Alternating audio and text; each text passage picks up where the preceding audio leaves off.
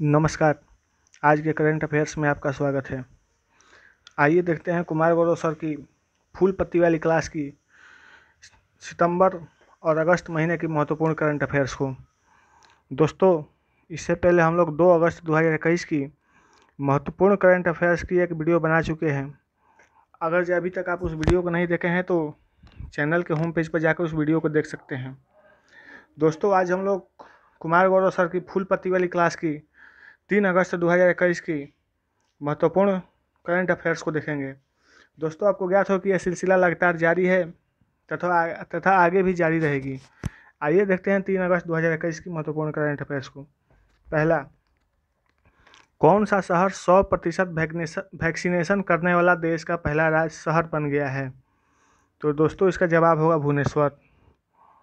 दोस्तों, भुवनेश्वर 100% वैक्सीनेशन करने वाला देश का पहला शहर बन गया है।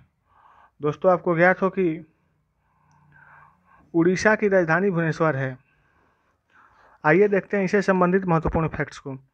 उड़ीसा का भुवनेश्वर शहर कोविड-19 के खिलाफ 100% वैक्सीनेशन करने वाला देश का पहला शहर बन चुका है। यहाँ 18 साल से ज़्यादा उम्र के सभी लोगों को वैक्सीन की दोनों डोज लग चुकी है। लगातार वैक्सीनेशन ड्राइव से 100% वैक्सीनेशन का लक्ष्य निर्धारित समय सीमा से पूर्व ही पूर्ण हो गया है। आइए देखते हैं दोस्तों आज के दूसरे महत्वपूर्ण करंट अफेयर्स को। 1 अगस्त 2021 को किन 2 देशों के बीच हल्दीबाड़ी चिलाहाटी रेल मार्ग शुरू किया गया? तो दोस्तों, इसका जवाब होगा भारत और बांग्लादेश। दोस्तों, आपको ज्ञात हो कि भारत और बांग्लादेश के मध्य हल्दीबाड़ी चिलाहाटी रेल मार्ग शुरू किया गया है। आइए देखते हैं इससे संबंधित एक्स्ट्रा फैक्ट को। 1 अगस्त 2021 से भारत और बांग्लादेश के बीच हल्दीबाड़ी चिलाहाटी रेल मार्ग के माध्यम से मालगाड़ियों का नियमित रूप से संचालन शुरू किया गया है। भारतीय रेलवे ने पूर्वोत्तर सीमांत रेलवे के दमदीम स्टेशन से मालगाड़ी को बांग्लादेश के लिए रवाना किया। भारत और बांग्लादेश दोनों का लक्ष्य वर्ष 1965 से पहले की सभी रेल संपर्कों को फिर से शुरू करना है। वर्ष 1947 में विभाजन के बाद भारत और बांग्लादेश तत्कालीन पूर्वी पाकिस्तान, आपको ज्ञात हो कि 1947 में जब देश का बंटवारा हुआ था तो जो अभी वर्तमान बांग्लादेश है वो कभी पूर्वी पाकिस्तान हुआ करता था, जो 1972 में आज़ाद हुआ। तब जब वो पूर्वी पाकिस्तान था तब भारत और पूर्वी पाकिस्तान के बीच 7 रेल लिंक चलायमान थे। वर्तमान में भारत और बांग्लादेश के बीच 4 परिवहन रेल लिंक है। हल्दीबाड़ी चिलाहाटी रेल लिंक का उद्घाटन दिसंबर 2020 में भारतीय प्रधानमंत्री नरेंद्र मोदी और बांग्लादेश की प्रधानमंत्री शेख हसीना के बीच एक आभासी शिखर सम्मेलन के दौरान किया गया। आभासी शिखर सम्मेलन का अर्थ होता है वीडियो कॉन्फ्रेंसिंग के माध्यम से। अब दोस्तों, आइए देखते हैं आज के तीसरे महत्वपूर्ण करंट अफेयर्स को। भारत के 8 कोर इंडस्ट्री के सूचकांक में निम्नलिखित में से कौन सा क्षेत्र सबसे अधिक लाभांश है? तो दोस्तों, इसका जवाब होगा रिफाइनरी उत्पाद।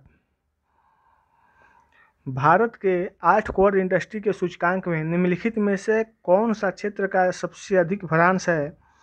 तो इसका जवाब होगा रिफाइनरी उत्पाद। आइए देखते हैं इससे संबंधित महत्वपूर्ण फैक्ट्स को। जून 2021 में बेस इफेक्ट के कारण भारत के 8 प्रमुख क्षेत्रों में उत्पादन में 8.9% की वृद्धि हुई, लेकिन इसकी गति कोविड-19 महामारी के साथ साथ इसकी दूसरी लहर से पहले दर्ज किए गए उत्पादन स्तर से नीचे रही। इनमें औद्योगिक उत्पादन सूचकांक आईआईपी का फुल फॉर्म होता है इंडस्ट्री प्रोडक्शन इंडेक्स में शामिल मदों को भारत का 40.27% शामिल है। 8 प्रमुख उद्योग क्षेत्र उनके भार के घटते क्रम में निम्नलिखित हैं। पहला है रिफाइनरी उत्पाद, दूसरा बिजली, तीसरा स्टील, चौथा कोयला, पांचवा कच्चा तेल, छठवां प्राकृतिक गैस, सातवां सीमेंट तथा आठवां उर्वरक अर्थात फर्टिलाइजर। इस प्रकार रिफाइनरी उत्पाद का भ्रांश सबसे अधिक रहा है। जून 2021 में कोयला उत्पादन का भ्रांश 7.4%, प्राकृतिक गैस का 20.6%, रिफाइनरी उत्पाद का 25% इसी प्रकार रहा है। दोस्तों आइए देखते हैं IIP अर्थात इंडस्ट्री प्रोडक्शन इंडेक्स औद्योगिक उत्पादन सूचकांक से महत्वपूर्ण फैक्ट्स को। IIP एक निश्चित अवधि के दौरान औद्योगिक उत्पादों के उत्पादन की मात्रा में परिवर्तन को मापता है। यह राष्ट्रीय सांख्यिकी कार्यालय नेशनल स्टैटिस्टिक ऑर्गेनाइजेशन सांख्यिकी और कार्यक्रम कार्यान्वयन मंत्रालय द्वारा मासिक रूप से संकलित और प्रकाशित किया जाता है। दोस्तों IIP के लिए आधार वर्ष 2011-12 निर्धारित किया गया है। दोस्तों आइए देखते हैं आज के चौथे महत्वपूर्ण करंट अफेयर्स को। हाल ही में किस राज्य के वन और पर्यावरण विभाग ने राज्य में तेंदुओं की DNA प्रोफाइलिंग करने का निर्णय लिया है? तो दोस्तों इसका जवाब होगा उड़ीसा। हाल ही में किस राज्य के वन और पर्यावरण विभाग ने राज्य में तेंदुओं की DNA प्रोफाइलिंग करने का निर्णय लिया है? तो इसका जवाब होगा उड़ीसा। आइए देखते हैं इससे संबंधित कुछ एक्स्ट्रा फैक्ट को। हाल ही में उड़ीसा के वन और पर्यावरण विभाग के वन्य जीव संगठन ने राज्य में तेंदुओं का DNA प्रोफाइलिंग करने का निर्णय लिया है। तेंदुओं का DNA profiling Orissa university of agriculture and technology के centre for wildlife health के सहयोग से किया जाएगा। वर्ष 2018 तक उड़ीसा में तेंदुओं की आबादी लगभग 760 थी। इस पहल के हिस्से के रूप में उन क्षेत्रों की पहचान की जाएगी जहां तेंदुए पाए जाते हैं। इन क्षेत्र से उनके नमूने एकत्र किए जाएंगे और DNA प्रोफाइलिंग के लिए centre for wildlife health में भेजा जाएगा। यह प्रणाली वन्य जीव अपराधों, विशेष रूप से तेंदुओं के अवैध शिकार के विरुद्ध लड़ाई में सहायक होगी। किसी सजीव प्राणी के फॉरेंसिक पहचान करने का काम को DNA प्रोफाइलिंग कहा जाता है। इसके लिए किसी व्यक्ति जीव की त्वचा, लार, रक्त या बाल जैसे जैविक नमूने लेकर DNA प्रोफाइलिंग का काम किया जाता है। दोस्तों आइए देखते हैं आज के पांचवें महत्वपूर्ण करंट अफेयर्स को। 1 अगस्त 2021 को लेखा महानियंत्रक CGA के रूप में किसने पदभार ग्रहण किया? तो इसका जवाब होगा दीपक दास। दोस्तों यहाँ पर एक कन्फ्यूजन वाला क्वेश्चन है। लेखा महानियंत्रक के रूप में CGA के रूप में दीपक दास की नियुक्ति की गई है, जबकि अगर जो आपको पूछेगा कि CAG यानी CAG का फुल फॉर्म होता है कंट्रोलर एंड ऑडिटर जनरल, तो उसके रूप में आपको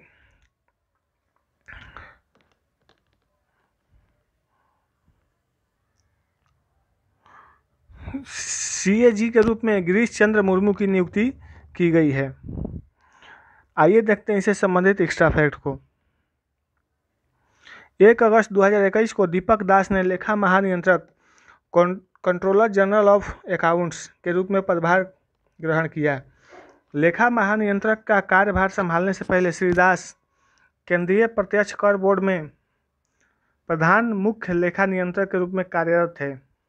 1986 बैच के भारतीय सिविल लेखा सेवा अधिकारी दीपक दास CGA का पद संभालने वाले 25वें अधिकारी हैं। दोस्तों आइए देखते हैं CGA यानी लेखा महानियंत्रक के संबंधित कुछ महत्वपूर्ण फैक्ट्स को। CGA सरकार का खाता रक्षक होता है और संविधान के अनुच्छेद 150 से अपना जनादेश प्राप्त करता है। इनका कार्य मासिक खातों को समेकित करने के अलावा भारतीय रिजर्व बैंक अर्थात रिजर्व बैंक ऑफ इंडिया राजस्व वसूली और व्यय के साथ साथ केंद्र सरकार के वार्षिक खातों के रुझान तैयार करना है। दोस्तों आइए देखते हैं आज के छठवें महत्वपूर्ण करंट अफेयर्स को। ई-रूपी प्लेटफॉर्म किसके द्वारा विकसित किया गया? इसका जवाब होगा national payments corporation of India. इसी को शॉर्ट फॉर्म में NPCI बोलते हैं। क्वेश्चन को एक बार फिर से देखते हैं। ई-रूपी प्लेटफॉर्म किसके द्वारा विकसित किया गया? इसका जवाब होगा national payments corporation of India. आइए देखते हैं इससे संबंधित कुछ महत्वपूर्ण फैक्ट्स को। 2 अगस्त 2021 को प्रधानमंत्री नरेंद्र मोदी ने e-rupee digital payment solution launch किया है। इसे national payments corporation of India ने अपने UPI प्लेटफॉर्म पर ई-रूपी प्लेटफॉर्म के रूप में विकसित किया है। इसे वित्तीय सेवा विभाग, स्वास्थ्य और परिवार कल्याण मंत्रालय और राष्ट्रीय स्वास्थ्य प्राधिकरण के सहयोग से लॉन्च किया गया है। प्लेटफॉर्म यह भी सुनिश्चित करेगा कि इसका लाभ लक्षित और लीक प्रूफ तरीके से अपने इच्छित लाभार्थियों तक पहुँचे। ई-रूपी एक मुश्त भुगतान तंत्र है जो यूजर्स को कार्ड, डिजिटल भुगतान ऐप या इंटरनेट बैंकिंग एक्सेस का उपयोग किए बिना वाउचर को भुनाने में अनुमति देगा। ई-रूपी लाभार्थियों के मोबाइल फ़ोन पर SMS स्ट्रिंग या एक QR कोड के माध्यम से वितरित किया जाएगा। यह प्रीपेड गिफ्ट वाउचर की तरह होगा जिसे बिना किसी क्रेडिट या डेबिट कार्ड, मोबाइल ऐप अथवा इंटरनेट बैंकिंग को स्वीकार करने वाला केंद्र पर भुनाया जा सकता है। दोस्तों आइए देखते हैं आज के 7वें महत्वपूर्ण करंट अफेयर्स को। 2 अगस्त 2021 को भारतीय महिला हॉकी टीम ने किस देश को हराकर पहली बार ओलंपिक खेलों के सेमीफाइनल के लिए क्वालिफाई किया? इसका जवाब होगा ऑस्ट्रेलिया। 2 अगस्त 2021 को भारतीय महिला हॉकी टीम ने किस देश को हराकर पहली बार ओलंपिक खेलों की सेमीफाइनल के लिए क्वालिफाई किया है? इसका जवाब होगा ऑस्ट्रेलिया। आइए दोस्तों देखते हैं इससे संबंधित कुछ महत्वपूर्ण फैक्ट्स को। 2 अगस्त 2021 को भारतीय महिला हॉकी टीम ने पहली बार ओलंपिक खेलों के सेमीफाइनल के लिए क्वालिफाई कर इतिहास रचा है। भारत ने 3 बार के चैंपियन